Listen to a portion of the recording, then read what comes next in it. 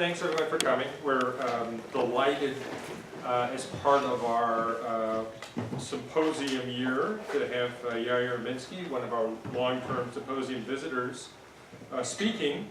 So Yair's going to be giving kind of a 4-hour series of lectures with 2 today and 2 tomorrow. So we'll take a little break at 2:55 and then resume at 3:05 if everything goes according to schedule today. And then tomorrow we're starting at 3 instead of 2, or 3:05, say, instead of 2, like today. And if it gets too dark in the back, we can all pull out our cell phones and press the little flashlight mode. But maybe it's okay. Or if it gets boring, you can just pull out the cell phone. or yeah, exactly. But okay, so Yair is going to speak on the geometry and topology of Teichmüller space. All right, thank you.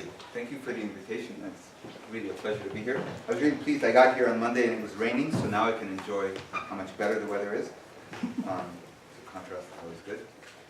So I wasn't quite sure where to pitch this lecture. I'm not sure what you guys all, what your background is. So please ask questions. I'll try to spend a while in the beginning boring all the experts, but please ask questions. And a while at the end confusing all the beginners. Yes, yes.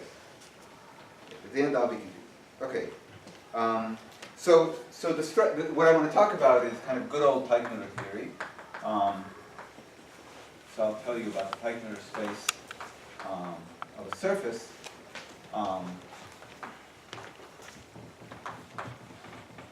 And my goal, I mean, this is kind of a parameter space for structures on surfaces, a classical one, and I want to talk about it from certain points of view. I want to sort of emphasize the kind of coarse geometry point of view, and hopefully talk a little bit about how this connects to various issues in geometry topology. So let me start just by kind of describing some structures on surfaces and what one might do with them and how they connect to each other. So structures on surfaces. So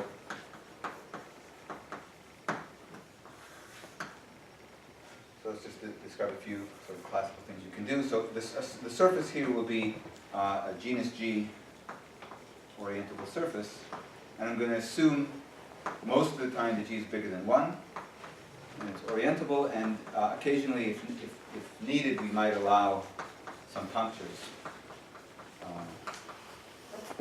So there are various ways we can generalize this, but let's kind of mostly stick to some closed surface of genus G. And so the first kind of structure I want to talk about is a hyperbolic structure. So what is this? Well, we have this topological surface. A hyperbolic structure is, one way to say it, is that it's an atlas of charts to the two-dimensional hyperbolic plane, and the transition functions are isometries. Another way to say it is it's a Riemannian metric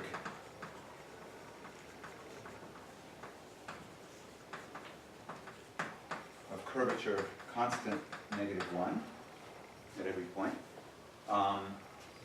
I'm not going to say how all these things are equivalent to each other. And then the third kind of interesting way of thinking about it is that it comes from an action. So it's a representation of the fundamental group of the surface into the group of isometries, orientation preserving isometries of the hyperbolic plane, which we can identify with PSL2R, the group of linear fractional transformations acting on the plane. So, are there questions about these sort of definitions? Am I okay making these using these words? So in a second. Okay. All right. So a typical example of how to build such a thing is you start with you take a hyperbolic plane, which you can think of as a unit disk, with the standard action of PSL2R on the disk. And in the hyperbolic plane, you can draw a polygon, for example. And then you can So if you choose it correctly, then you can identify certain sides of the polygon with each other by isometries of the plane. And on the one hand, this gives you an identification space. In the case I chose, you know, like I said, if I draw the whole diagram. So you can sort of follow this gluing pattern along, and you see that when you do the gluing, you get a genus 2 surface with what's left of the polygon is all the identified arcs, of which there should be 4. So there's going to be some kind of picture like this. So if you cut along that bunch of loops, you'll get back this polygon. And on the one hand, on the other hand, if you choose everything correctly, then when you put all these corners together in the surface, you will get they will fit together exactly smoothly to a little region that's isometric to a disk in the hyperbolic plane, and so you get a smooth structure here, which is just modeled locally on the hyperbolic plane. That's this kind of atlas of charts picture, and you get the metric just by pulling back to this picture, the standard metric on H2, which has curvature -1. And finally, where's the action of the group? Well, this picture produces for you a tiling of the hyperbolic plane. If every time you see one of these isometries, you actually carry the entire polygon along with the isometry, then along for this edge, for example, you glue a copy of this polygon here, and so on, and you get this tiling. And the condition on the angles that I gave before just means that when you build this tiling, it glues up nicely around the vertices, and then it continues and covers the whole plane. You get one of these Escher pictures of the tiled hyperbolic plane, which can be identified with the universal cover of the surface, and the action of the group is just acting by symmetry on this tiling. It's just the deck translation of this covering. Okay, so all of that data can correspond to a hyperbolic structure.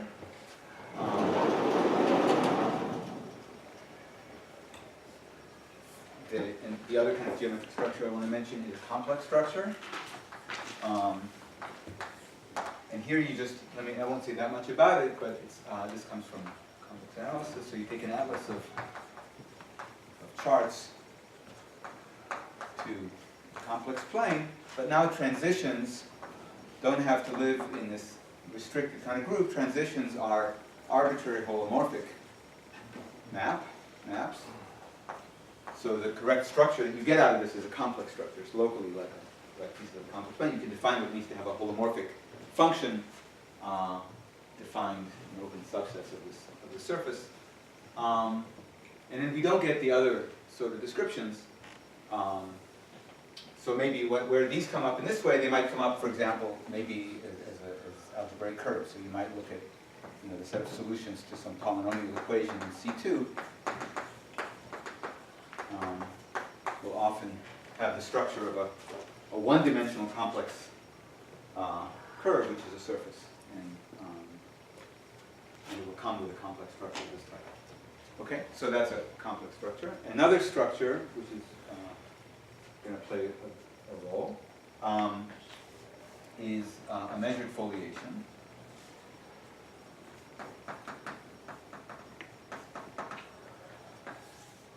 So let me describe this in similar language. I want, again, an atlas of charts. I'm going to adjust my terminology in a minute. Atlas of charts, now it's to the plane. It's, again, two-dimensional charts.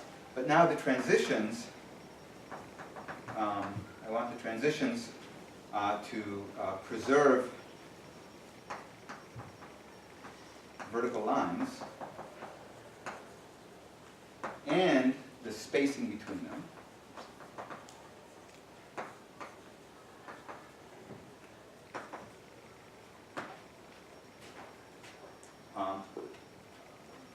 Almost. So this is. How do we measure the space? Yeah. So spacing is something I can measure in the Euclidean plane. So. Yes. So you want to measure vertical lines and you want to measure Euclidean distance. Yes. So, but not arbitrary Euclidean distance, just the spacing between the lines. So, for example, imagine that the surface is somewhere. Here's a chart which maps to the Euclidean plane, and then maybe there's a different chart that also maps to the Euclidean plane somewhere else. Okay, and then on the overlap, which maps, which is realized here and here, I have a transition map which takes this family of vertical lines to this family of vertical lines, but it might stretch them. It doesn't have to be an isometry. But what I do want it to do is to preserve the spacing. So if these have space t, then they map to a pair of lines with the same spacing. Okay, so you can imagine that there might be some such family of charts. You might, at this point, feel a little bit nervous about this definition, because what does this give me on the surface? Well, what this means is that the notion of being a vertical line is well defined, regardless of which chart I use, which means that it can be lifted back here, and I get a foliation by vertical lines of my surface, which is consistent among the different charts. And moreover, this notion of spacing carries over to a consistent notion of what's called transverse measure, which is saying how much, associating a positive number to each kind of transversal arc between leaves. Okay, so why should you be feeling nervous at this point? Who's nervous? Yeah, very good. I'm assuming we're all nervous for the same reason. So there is no foliation on the surface of Venus. I'm nervous because you said I should be nervous. Oh, okay. I wasn't nervous before.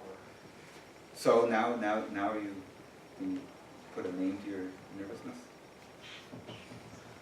Singularities? Singularities, right. I didn't say anything about singularities. So there is no such structure as stated. But I want, because a surface of genus greater than 1 has negative Euler characteristic, and it cannot support a non-zero line field. So what I actually have to say is that these are defined on the surface minus a finite set of points called singularities. And then on the finite set, around the singularity, we have a particular kind of structure. These foliations have to kind of come together and maybe look like this. So almost except at this point, it looks like a nice foliation, but something has to happen to break up the monotony, and that's a singularity like this. And it turns out for what I want to discuss, you have to allow the following types of singularities. This is a 3-pronged singularity. You could have 4, and so on. You could have any number of singularities, any number of prongs, 3 or larger at a singularity. Okay. So these are the singularities that I allow, and that object is called a measured foliation. Okay, and I purposely kind of defined it as a kind of structure in the sense of a transition maps for analysis charts. And maybe one more, which we won't talk too much about today, but I just want to get it on the board at least once, the measured lamination. So a measured lamination is a little bit like a measured foliation, except now, maybe with the same, I want now atlas of charts as before. Well, let's see, I want atlas of charts to R2, and then I want them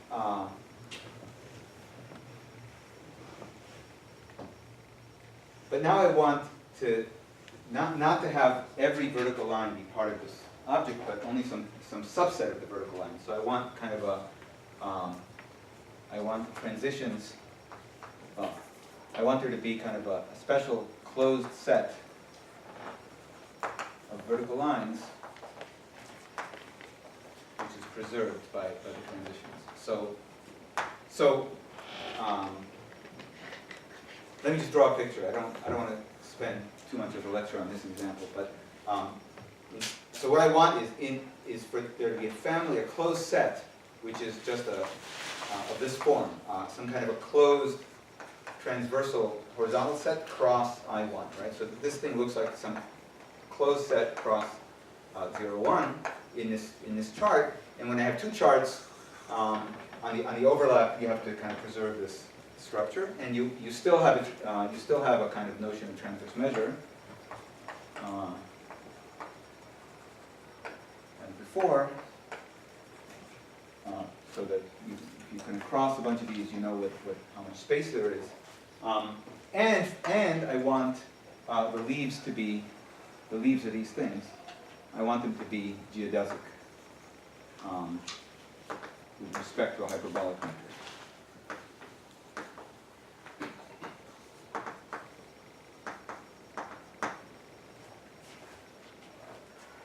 So it's kind of a version of this thing, except clearly adapted in some way to hyperbolic geometry. So, all right. So we'll come back to this probably later on.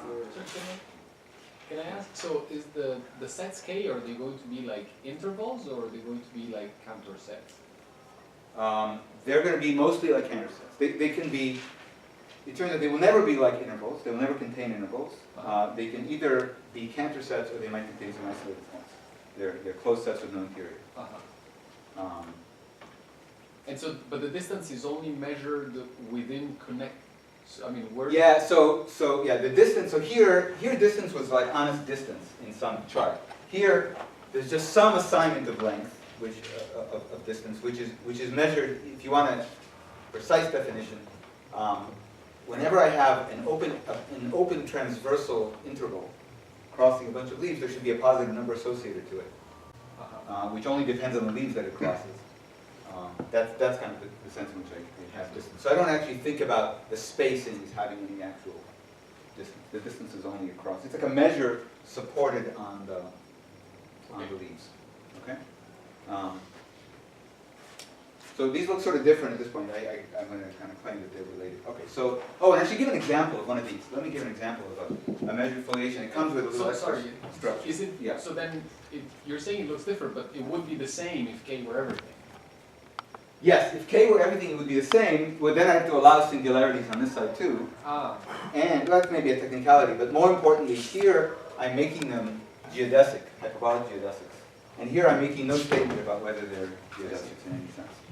Now, it turns out that there is a correspondence. Yeah. Okay. Let me give an example of one of the metric foliations so we have something in our minds. So let's actually let me start for a second by talking just about the torus, which I exclude in the beginning because it has genus 1. But still, if you take the torus, here's a way to make one of those things on the torus.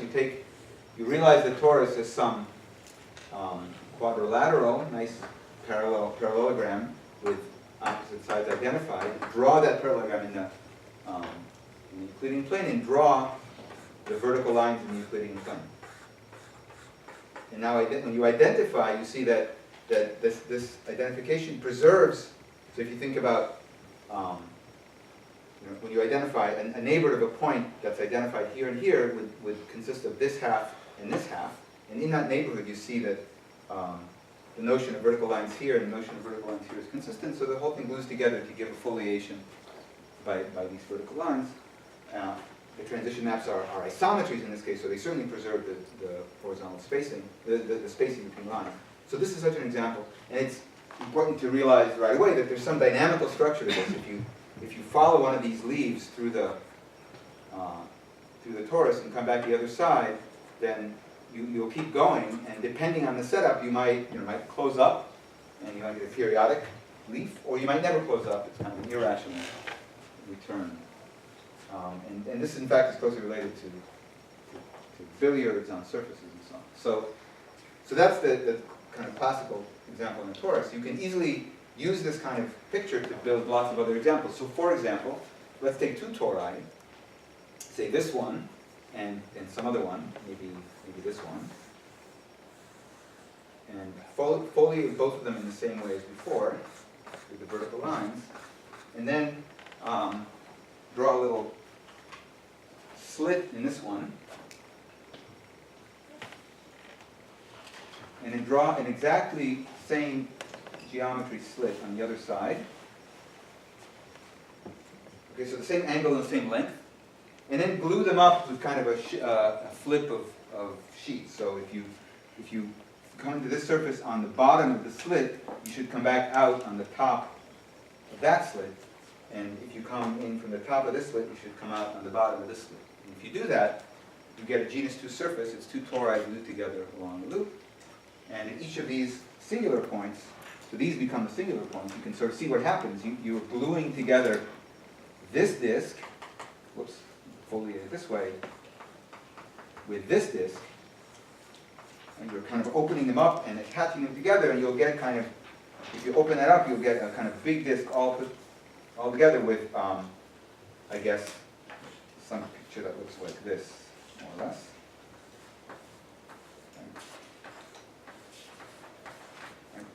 Right? This thing kind of, half of it maps to here and half of it maps to there. Okay? So that's where the singularities come from, they come in this case from these. So that's an example of a foliation on a genus 2 surface. And again, just before it comes with this kind of measure, it comes with more structure, there's more in here, but that's at least part of the structure. Okay, any questions about these examples of structures? So,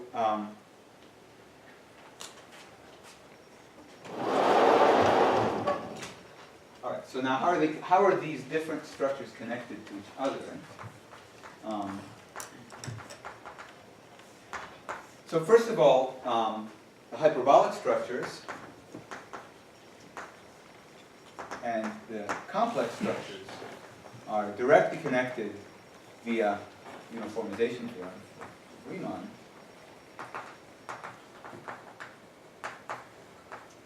I mean, first of all, I guess, if you start with a hyperbolic structure, then you have a complex structure because these charts to H2, the transition maps, which are elements of this group PSL2R,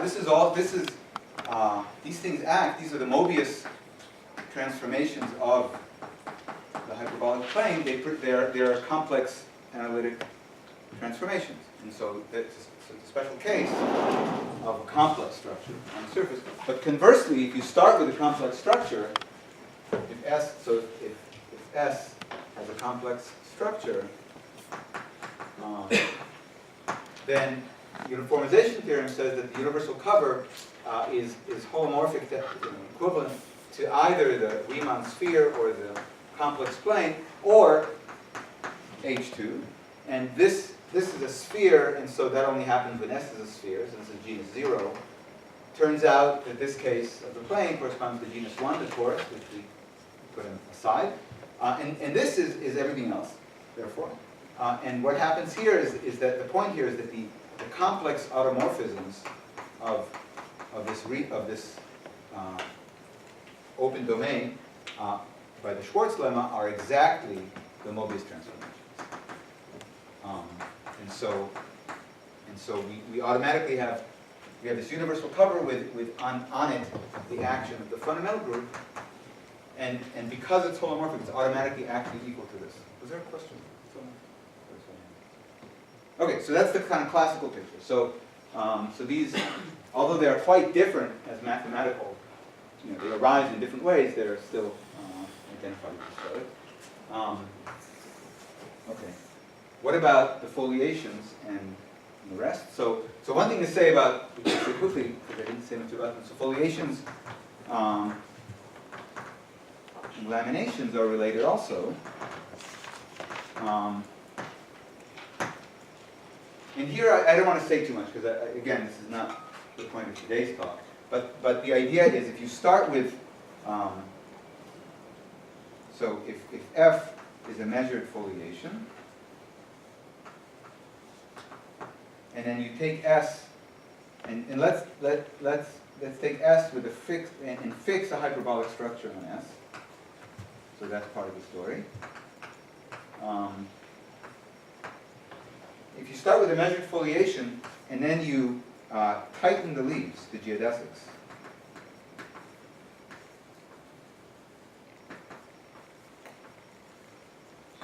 you should get a measured lamination.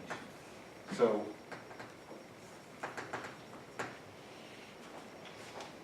what did I mean by tightening the leaves, the geodesics? Well, one way to think about this, one has to, there's something to prove, of course, but you draw again the universal cover, and you lift this picture, all of this picture to the universal cover, and you get foliation in the universal cover.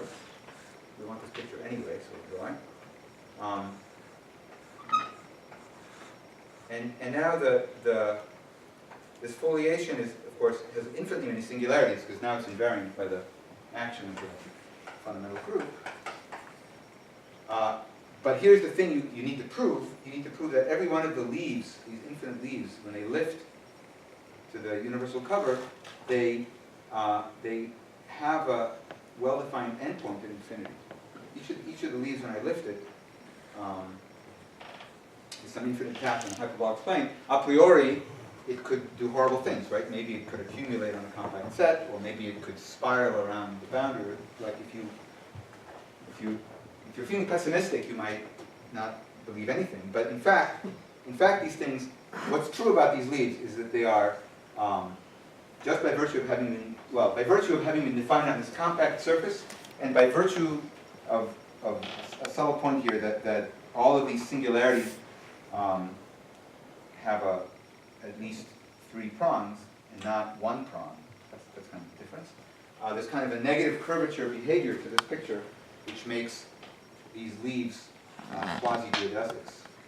So these leaves are efficient. They traverse the hyperbolic plane in an efficient way, and so when you move 100 miles along this path, you also have to move far a distance in the hyperbolic plane of at least 50 miles. There's some kind of definite efficiency to these paths, and it follows that they actually have well-defined endpoints of infinity. So when you put them all in there, let's draw this for, say, the region around this singular point. Here's some leaves exiting the singular point. Okay, and they actually have well-defined endpoints. I'm going to draw one more. This one maybe.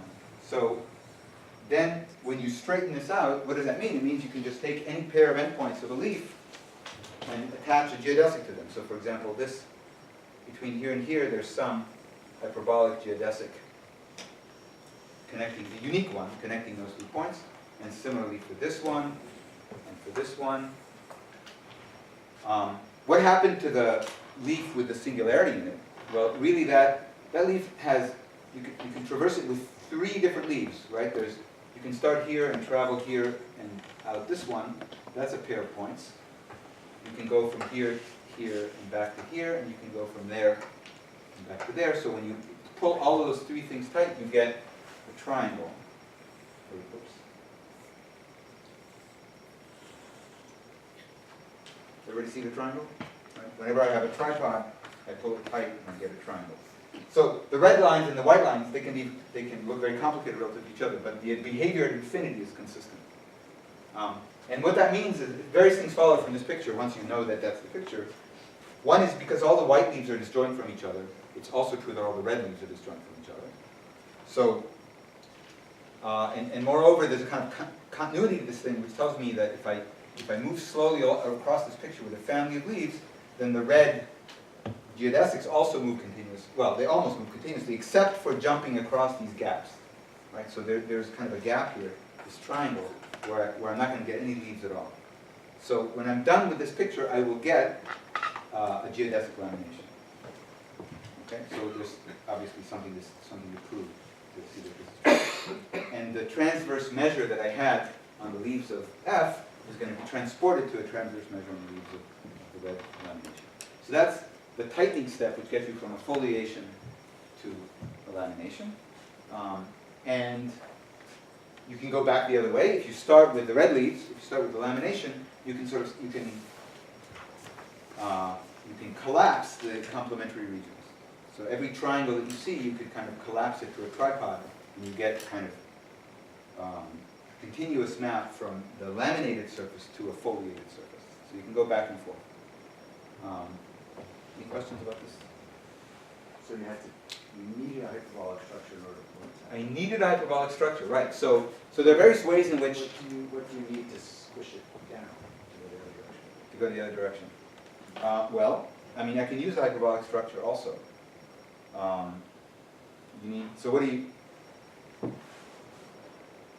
So let's see. Suppose I'm given, let me draw the red.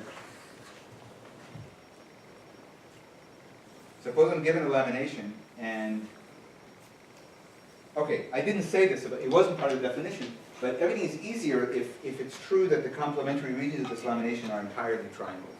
Okay? If they're not, then maybe there's more choices to make. So let's just imagine that they're entirely triangles. So there's lots of leaves in this picture, but whenever I see a gap, the gap comes from a triangle.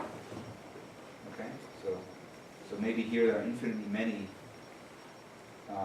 things piling up. Everybody okay with this picture? So the red stuff is transversely a Cantor set, perhaps, but the gaps are a countable number of triangles that are the gaps of the Cantor set. And then you could, for example, you need more chalk to do it. That's what you need. You could, once you have this picture with this triangle and the hyperbolic metric, one thing you could do is this: you could take a bunch of equally spaced lines along. Well, let me say it a little bit. I want to kind of match up the sides. So why don't I draw a bunch of coarse cyclic arcs centered on this point that connect one red line to another, and I do it here, and I do it here, and I do it, well, they meet up in the middle somewhere. There's a picture in the middle that looks like this, and then I foliate that side too. This is not my foliation. This is kind of transverse to the thing I'm trying to build. Okay, this green thing, it's just helping me collapse. So I do this in every gap triangle, so I get this kind of family of coarse cyclic arcs in every gap triangle. And then in all these interstices, they all get filled up by these green horocyclic things. Well, not all, because the red lines don't have any. I only put it in the gaps. So what happens if there's a lot of red in here that I haven't filled? Well, it turns out that these green horocycles extend uniquely to a foliation. So actually, there is a kind of, you can actually extend this in a unique way, and not collapse all the green horocycles to points, and that will tell you how to collapse this leaf to that leaf, and so on. Okay, so there's, and that will give you the foliation, the red foliation in the quotient circles. Okay, so, okay, so that was that picture.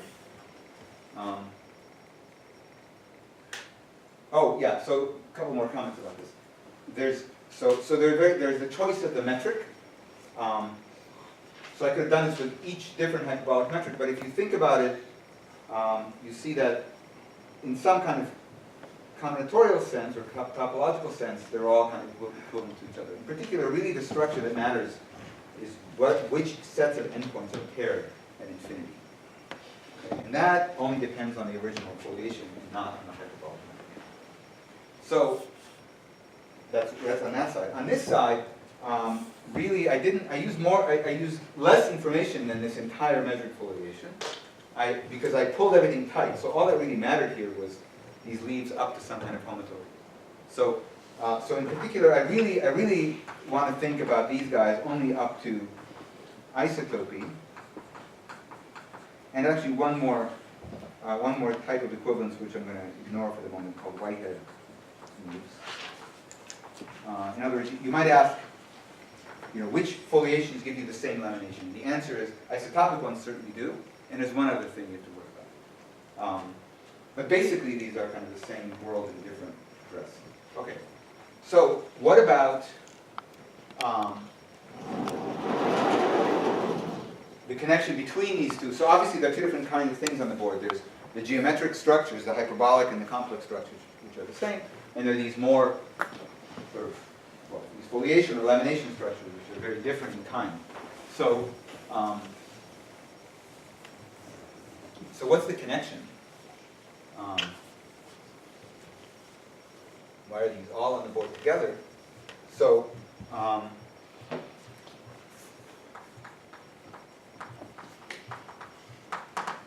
going to give you a sort of a slightly reverse historical order description of the connection. The connection is that measured foliations, so first of all, measured foliations correspond to, well, let's see. So when I talked about hyperbolic structures, I gave two different kinds of descriptions. I said on the one hand, it's a local atlas of charts with some transition maps, and on the other hand, it comes from an action of the fundamental group on some space. And so I want to give an analogous description of measured foliations. So measured foliations correspond to actions of the fundamental group on a certain kind of tree, a certain kind of what are called R trees. So what are R trees? So what do I mean here? So if you it's actually the same picture I drew here without the green stuff. So if you draw, if you lift a foliation F to the universal cover of the surface, doesn't matter that it's H2 right now, and then collapse leaves to points, what do you get? So you get S, let's write it S tilde modulo the lift of the foliation, call that T. So the leaf space of this foliated plane is a tree. In what sense is it a tree? Think about what this looks like. So here's, let's see. So there's, let's draw a little bit of this picture.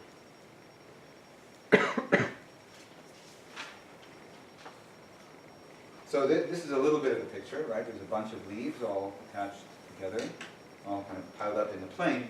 If you you identify each of these leaves to a point, so for example, it looks locally around this leaf. So this leaf maps to a point, and then all the leaves around it make a little interval. Right? So a little neighborhood of that leaf looks like it's an interval. However, when I get to this one over here with the singularity, let's draw it like this, you see that I can kind of go off in three different directions. I can go, I came in through this family of leaves, I can leave through this family of leaves or that family of leaves.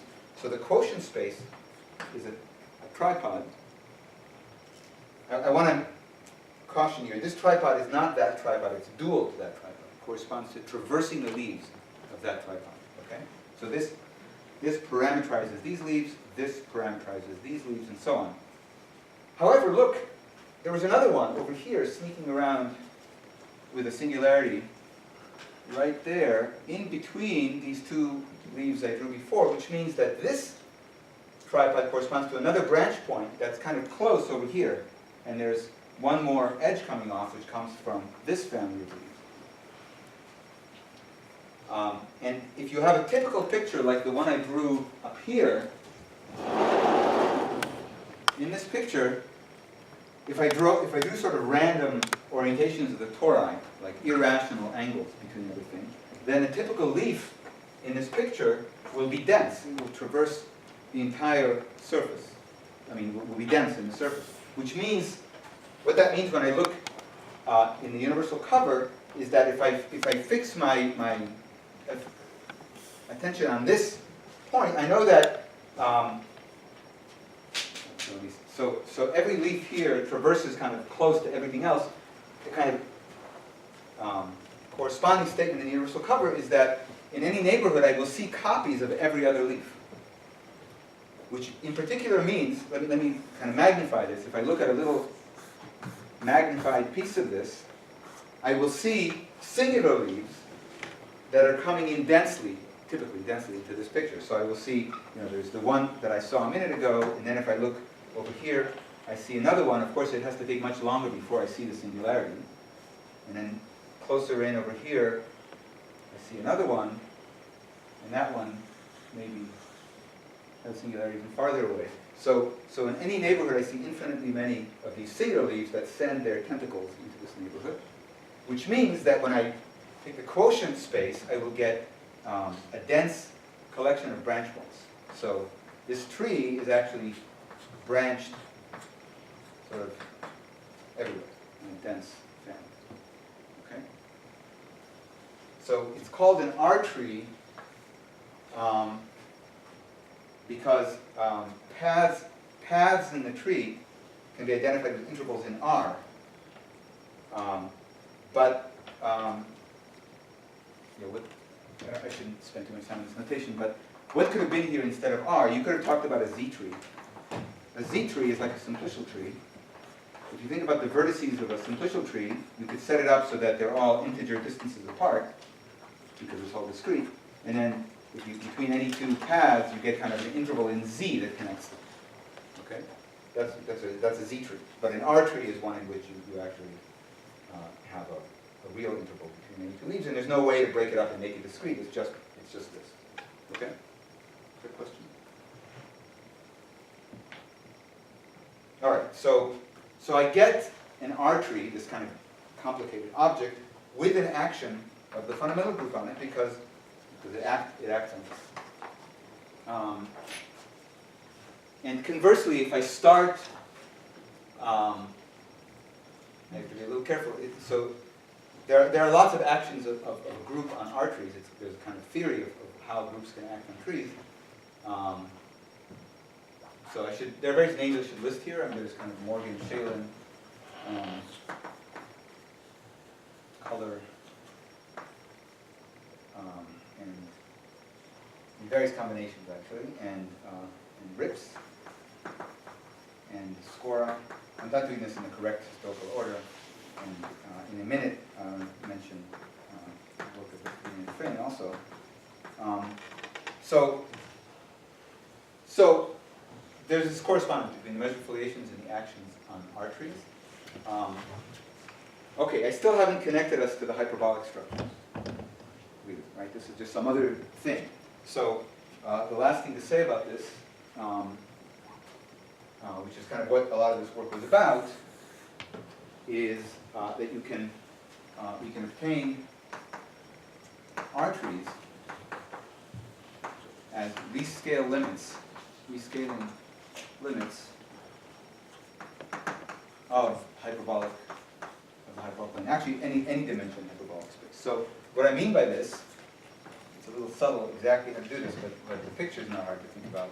You start with, you take H2 and you rescale the metric by epsilon. So this is just H2 with the distance, say distance epsilon between 2 points is equal to epsilon times the distance in the regular hyperbolic plane between those 2 points. So just take the hyperbolic plane and declare the distances between points to be epsilon times what it was before. Okay? So because the hyperbolic plane has infinite diameter, this space still has infinite diameter. Okay, so it's still a kind of big space. And then I want to take a limit, as epsilon goes to 0, of this space. Well, it's not obvious what this means. You have this. So what are these spaces doing? As Riemannian manifolds, if you rescale a Riemannian metric by epsilon, then the curvature goes up by epsilon squared. So these spaces are very highly curved, highly negatively curved. And so you certainly don't expect the limit to be a Riemannian manifold. The limit is some kind of a singular object.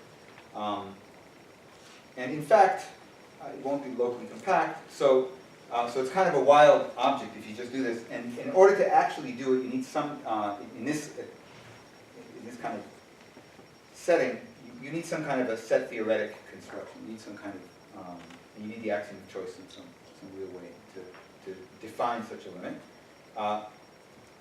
But if you were to believe that such a limit exists, you can sort of imagine what it looks like. So here's the thing to say about this limit. Suppose you have, so here's a fact about this limit. Let's call this limit T in anticipation that it will just be a tree. And what can we say about it? Well, I mean, maybe the thing to say is this: if you so there's a property of hyperbolic space which is important. So a hyperbolic space is hyperbolic. So what does this mean? It means that geodesic. Is it a space? Hyperbolic space? You're not even supposed to be here.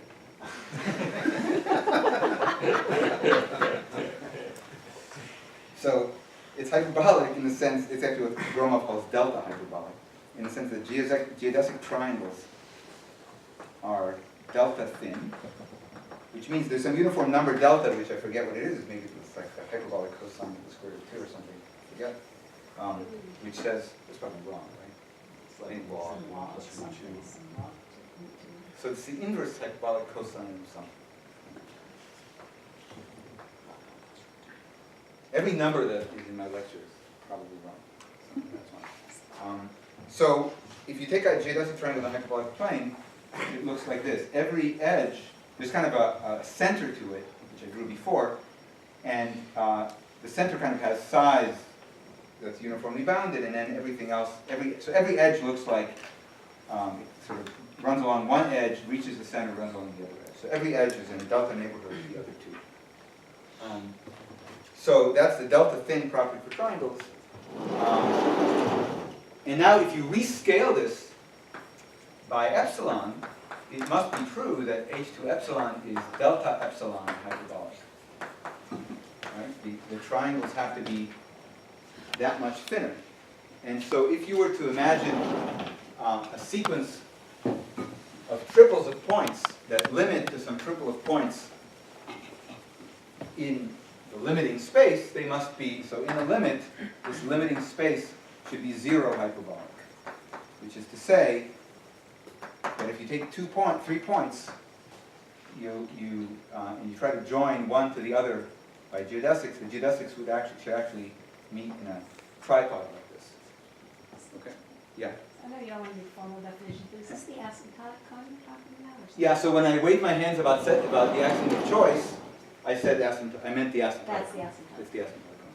Now, in fact, in what I want to do in a minute, which is almost what Bestvina, oh sorry, Bestvina Fein, I should have mentioned Colin. This is not Bestvina Fein, this is Bestvina and Colin, I think separately. Showed that that this description of the rescaling limits of hyperbolic space gives, shows that a limit of group actions on H2 becomes a group action on a limiting tree. So I think, so Morgan and Shalin had shown this using kind of algebraic representation theory sort of approaches. And this is the more geometric description, which for me has the benefit that I understand it. So what are we doing? So yeah, so I guess what I wanted to say is in the setting that we're about to get to, you don't quite need the axiom of choice in this way. You can take kind of a poor man's limit of this thing, using only the group action. But that's exactly the point. Okay, so if we could take a limit of the space, we would get this space with this zero hyperbolic property. Any 3 points are spanned by this tripod. And then it turns out, if you kind of work this out, you see that in fact it's a tree. Like between any 2 points, there's actually a unique path, and the paths all fit together. Any finite set of points defines a finite subtree, and you can just, if you add points, you get more and more stuff. So the full space is in kind of an infinitely branched tree. Okay? And it's coming as a limit of hyperbolic geometry. And so now, if I have a sequence of hyperbolic structures that is diverging,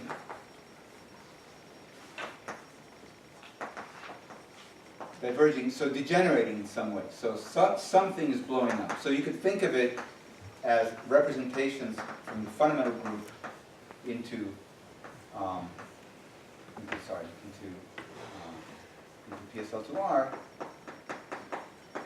which, so that the lengths of some, such that the translation lengths of some element, at least one element, are blowing up. To infinity. Okay, so something is getting longer and longer and longer in our geometry of the surface, and so these representations are not converging to anything. Okay, and then there's for experts on notice, I guess, you have to actually think about this up to conjugacy. In PSL2R, I mean, you can always take a fixed representation and just conjugate it by bigger and bigger elements of the group. That just corresponds to kind of a rigid motion of the whole picture. It's like a different choice of base point. So there's some issue there that one has to keep track of, which I'm just going to ignore. But as long as that's not the problem, as long as we're really blowing up, it means actual translation lengths of elements are blowing up. And then you appropriate rescalings produce a limiting tree, so a limiting action on a tree.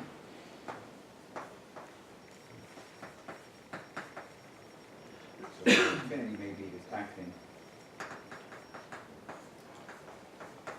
as isometries of some R tree.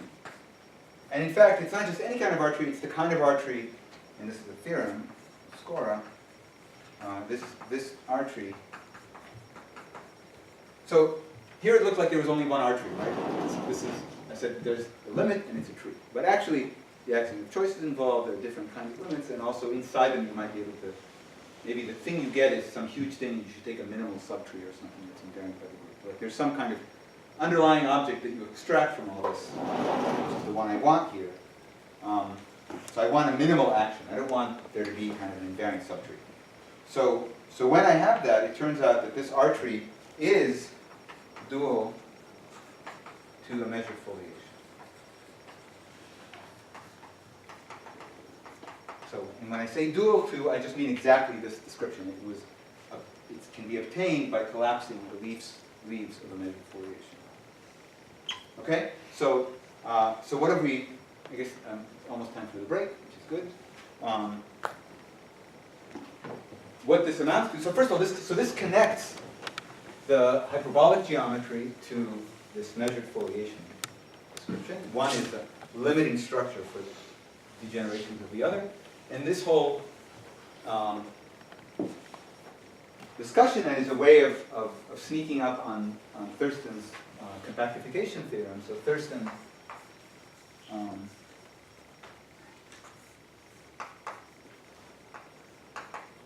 proved that, now we need to find the technical space, but let me sort of, well, maybe we'll put the definitions in after the break. But Thurston proved that there is a compactification. So of the Teichmüller space, let me write it this way. Teichmüller space can be embedded into a compact space, we'll call that B. So this is compact. And then the rest of the space is going to be, well, not quite the measured foliation space, but the measured foliation space up to scaling, which is, you can also call it projectivized measured foliation space. So somehow this is the space of all measured foliations of the type I described. I'm going to say more about that in a couple of minutes, after the break. But so these both embed into some common compact set, and all the actions are compatible. So there's an action here. Well, what's the action? So the symmetry group of this space of structures is the mapping class group of the surface, and it acts here also. So this is just, what is this? This is the orientation preserving homeomorphisms of S up to isotopes. Take this group, this infinite dimensional group of homeomorphisms, mod out by the identity component, which is to say all of the homeomorphisms that are isotopic to the identity. That's a normal subgroup of this group. You can take the quotient, that's just homeomorphisms up to isotopy. That's now a countable group, discrete group. It naturally acts on all these objects. So it acts on the Teichmüller space. I didn't say what the Teichmüller space is, so I should, I think, officially give a definition. But it's roughly, it's the space of such hyperbolic structures. So we have an action there, and we have an action here, again by the homeomorphisms. And they combine to produce a continuous action here.